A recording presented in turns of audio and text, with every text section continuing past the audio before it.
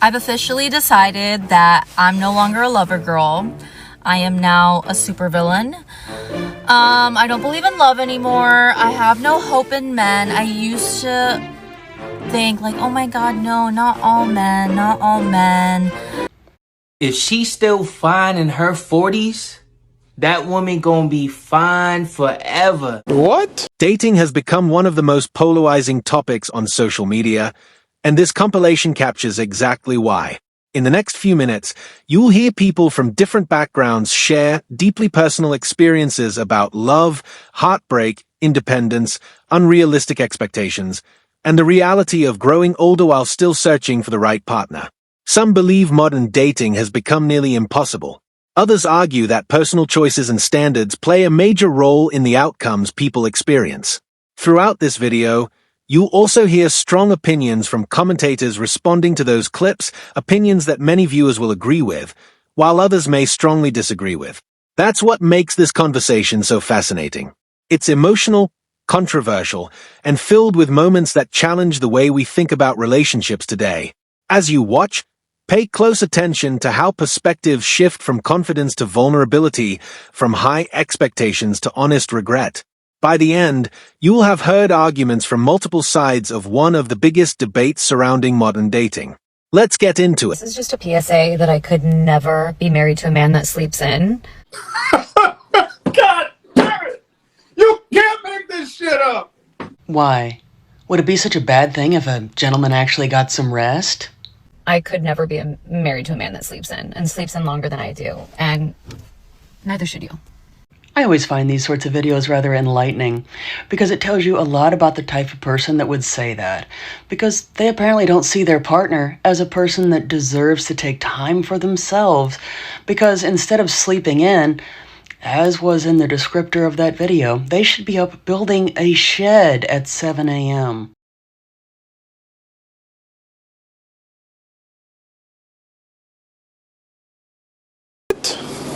Let me tell you something I've learned about being a woman in her 40s. We're savage. All of my single friends that are 45 plus keep asking the question, why are men 45, 50, 55, 60 dating 30-year-olds? What are you guys doing? Can you please explain this to us? Here's another little piece of life advice from a bitch who's almost 50.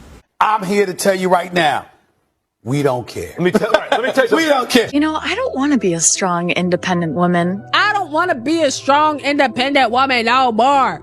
No more! I am so sick of being told how strong I am because I'm not strong and I don't want to be strong. This whole I'm a strong, independent black woman and I don't need no man, I'm f***ing done with it. I don't want to work, okay?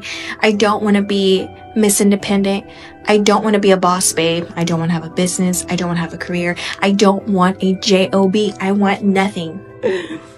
I'm tired. INDEP. Like, no, I don't want to do that anymore. Okay? HELPME me. Like, no, give me the soft life. Come help me. Come save me. Come, because I'm tired of this. I'm tired. Swear if I could go back in time and tell the woman that stood up for our right to work. I fell for the boss, I could do everything by myself, that hyper independent bullshit. I don't want to be a hardworking woman. I don't know who signed us up to be independent and hardworking, but y'all can have it. I don't want to be an independent woman no more, okay? I'm tired. Am I good at being independent? Yes. Do I want to be?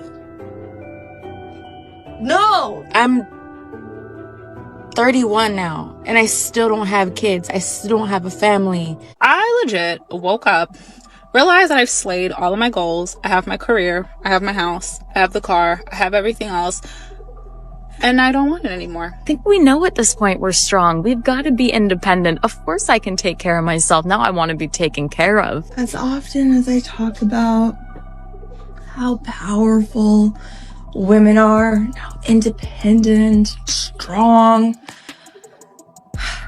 I don't want to be a powerful, independent woman. And what I really want is a family. At 32, and a couple more months left till I'm 33, I realized that my priorities are changing. And now I want to be a housewife. Never lower your standards for a man. Why should I lower my standards when I know exactly what I can get, what I need, and what I want? You should try to date a regular guy. Why would I do that? Be real. My standards are not too high. They're just my standards. And if you can't match them, then you're not for me. I mean, I didn't think I was asking for too much, but like, I would love to have somebody that's like over 6 foot, dark skin, beard, no kids, house, own car, good credit. As the conversation continues, a different emotion begins to emerge. Instead of celebrating independence, many of these women openly admit they are simply tired. After years of building careers, buying homes, and achieving personal success, some now say their priorities have shifted toward companionship and family life. It's a reminder that financial independence doesn't automatically replace the desire for emotional support or partnership. Whether viewers agree or disagree with these statements, the honesty on display is difficult to ignore. The discussion is no longer about winning an argument between men and women. It's becoming a conversation about changing priorities, loneliness, and what people truly value as they move through different stages of life. I'm not gonna give up faith. I don't want okay. I don't want a struggle. I don't want a settle. I want amazing. I'm 30 and beginning to think that this whole dying alone thing isn't going to be like a running joke. It's going to be reality. It is so hard sometimes watching so many of your friends fall in love and find their person and get pregnant, especially as I'm moving into my 30s. I feel like I'm watching everybody else live out their dream and wondering when my dream is going to happen for me. I'm just someone out here who's trying to find someone. I just sometimes feel like the love I so desperately want to give and to receive is not meant for me. I'm struggling. This is for all of the single ladies that are struggling between staying strong, being independent, and then also just wanting it. I'm not gonna lie, don't tell the feminists, but I would rather stay home and cook and clean. Here y'all are at 45, 50, talking about, where the good men at? They were back then, 20 years ago. You said he was lame. You said he was boring. I'm 40 and I'm single and I live in a van now, so it's probably gonna stay that way. I'm 32 years old. That means I've hit the wall 2 years ago and my life has been amazing. I'm 42, and that means half of my life is over. I'm not okay being single. I don't want to be single, and I get depressed. As a person who has been single, for me personally, my whole life. I'm 53. I'm tired. I'm tired of doing it myself. I get my feelings hurt. I don't want to be a hookup. 3 failed relationships since my marriage had ended. And I have really missed kind of having someone to talk to. Currently I don't date, and it's purely for the reason that I am exhausted. I am done with all of these games. I'm done with men. Why is it so hard to find your person? God, am I lonely sometimes. He broke up with me because he was like, I'm never gonna be the guy who posts you on Instagram or who buys you flowers, which I thought was stupid. And then now I hear that he has a new girlfriend and they're traveling around Europe together and he posts her on Instagram. He refused to ever post me. Now a year later, he can date someone and like happily be posting her. Even though I don't even want him anymore, it's like the principle of things that makes me salty. If you are single in your 30s and 40s, the problem isn't that we're meeting tons of awful men. The problem is we're simply not meeting men anywhere. Dating in 2025 is so hard. The hardest part about it are the men. I said it. I dated a man for 9 months. Yes, he lived in a neighboring city, 3 hours away. We saw each other weekly. We talked all the time. We did a lot of things together. We did some traveling together. And I find out the other day, he's married. And you'll need a little blue pill to get it up. And your bald head. I am baffled the fact that I'm single. I am the full package. The tone of the video now becomes noticeably more emotional. Instead of talking about dating preferences, these speakers are reflecting on missed opportunities, loneliness, and fears about the future. Many describe watching friends get married, raise families, or celebrate milestones while wondering if those experiences will ever happen for them.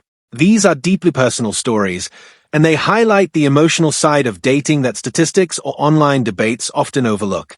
At the same time, the responding commentator offers a very different interpretation, arguing that past choices influence present outcomes. Whether you agree with that conclusion or not, it's clear that modern dating leaves many people with difficult questions and very few simple answers. I'm 42 and single and forever alone with no kids. And I am now grieving and giving eulogies for the things that I will not get to experience in my life. And I just need to say it out loud and grieve it. A term that I keep hearing bandied about on here is hitting the wall. Several men have said that I have hit the wall. I am 30 years old. I'm unemployed. I am living off the very end of my savings. Okay, I turned 40 this year and I've never been in love. I've never been in a relationship and I've had no one ever ask me out on a date. I often do videos talking about the fact that I'm 39, single and happy. The worst thing about being single is everything myself. There is no one to share a single bill with. SOS, I need a man. Like literally right now, I need a man. I bought a house by myself, which was really, really cool. So fucking proud of myself. The part that nobody tells you about buying a house while you're a single woman is that now I get to maintain a house by myself. Congratulations, you played yourself. Just curious, anyone else in my shoes where you're in your 40s, I'm 43, you're single for the first time ever since you were like a teenager. I've been single for 7 months, which is the longest I've ever been single in my life. I've always jumped from relationship to relationship. She belongs to the streets. Listen, I don't take orders from no man. I don't follow nobody. I'm the one in control. I don't cook, I don't clean, I don't adjust, I don't compromise. He got to deal with me as I am. And if a man can't handle that, then he's just not strong enough for me. Period. I am the prize. He's supposed to prove himself to me. I'm going on an ice cream date today. The responding creator argues that expectations, preferences, and repeated dating decisions can shape long-term outcomes. Critics of this perspective may see it as overly simplistic, while supporters believe it reflects uncomfortable truths about modern dating culture. Either way, the contrast between personal experiences and broad generalizations creates much of the tension throughout this video. As viewers, it's worth asking whether relationship struggles are caused more by individual choices, changing social norms, or simply bad luck. The answer is likely more complicated than either side. Accepting this ice cream date because of the fact that you hit the wall. That's why you accepted it. Notice I used to go on fancy dates. Told you. They've had that good treatment in the past, but they went on those fancy, nice dates with those guys, and then they just got rid of them because they always thought the grass was going to be green on the other side. that I want to be open-minded. And I'm realizing I think I don't want to like sit down, have an ice cream with you. I'm 29 years old. I don't need to be having ice cream. I'm 30 and I'm single, and something that I quickly had to learn while dating at my 30s is that 30 or plus year old men would much rather date women that are on their early 20s than women that are 30 or plus years old. Hey men, do you want to know how to get with women? Always give to her, never take from her. That's it. Oh, hell no! What do you bring to the table? Everything. I got 2 kids, you know what I mean? So everything. If you're willing to provide for my kids, then everything. Oh, hell no! Everything. What you order, we're gonna see, do you hold your chopsticks correctly? We're just gonna, you know, study you a bit. If you are at your 40s to 60s, answer please. If I walked up to you out of a bar and asked you out on a date, what would you say? I like this one. I'm incredibly happy because I just don't want to settle. I know the kind of relationship that I want, and so I'm willing to hold out for that relationship. Not for me. That wall hits you, ladies, it's gonna hit hard. And it's gonna hurt. And you're gonna be bitter. And you're gonna hate Kevin Samuels, you're gonna hate Andrew Tate, you're gonna hate Roland Tomaso, you're gonna hate Michael Sartain, you're gonna hate Black Ice, you're gonna hate Glenn Lawrence, you're gonna hate Pearl, you're gonna hate Fresh and Fit. You're gonna hate us. You're gonna say the same thing that everybody no, we told you. I'm 51 years old and not ashamed to admit it. Read that caption below, guys. Do you ever realize how alone you really fucking are?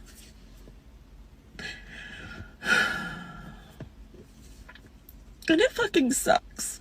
I'm tired of being depressed. I'm tired of fucking doing it all alone and can't really tell anybody what the fuck's actually going on because then I'm gonna be fucking psycho. I'm a single woman in her 40s. Go looking for love? No, I'm gonna need Mr. Right to teleport into my... This section highlights one of the biggest debates in today's dating world: expectations versus reciprocity. Some people believe setting high standards protects them from unhealthy relationships, while others argue that expectations should be matched by equal effort and contribution. The original clips and the reaction commentary represent two very different ways of looking at the same issue. One side focuses on personal boundaries and knowing your worth. The other emphasizes compromise, mutual investment, and realistic expectations. Regardless of where you stand, healthy relationships usually require communication, respect, and a willingness to understand each other's perspectives. Date with someone. I've never had a partner. I've never had a boyfriend. Hi guys, come spend the day with me as a non-trust fund baby. What the fuck? Is it embarrassing being a single 26-year-old woman living alone with no plans on a Friday night? Yeah, a little bit. If you like me, just say hi. I'm not hard to talk to, I promise. Why the fuck you lying? If the men are the ones that have to fight and die to defend the country, the men are the ones that... As the video approaches its conclusion, the focus returns to something almost everyone can relate to: the desire to feel understood and connected. Behind the opinions, jokes, and heated commentary are real people describing disappointment, rejection, and hope. Some speakers blame society, some blame dating culture, and others blame themselves. The reality is that relationships are rarely as simple as social media clips make them appear. Every story has context, and every person's experience is unique. That's why conversations like this often generate such passionate reactions. They touch on emotions that millions of people have experienced firsthand.